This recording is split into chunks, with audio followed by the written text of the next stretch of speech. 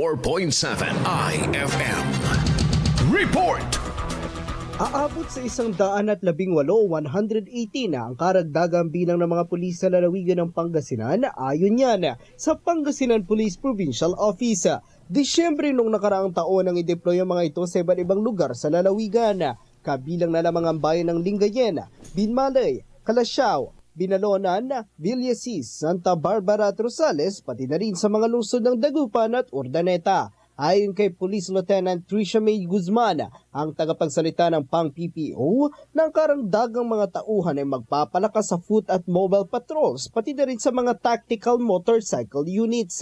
Nagbigay din ng kasiguruhan si Guzman sa mga residente na bagamat malapit ng eleksyon, patuloy nilang bibigyan ng pansin ang pangkalahatang kaligtasan at seguridad ng komunidad. Kasama mo mula rito sa IFM Dagupan, ito si Idol Matthew Pacheco. Tatak IFM. IFM News. IFM News. IFM News.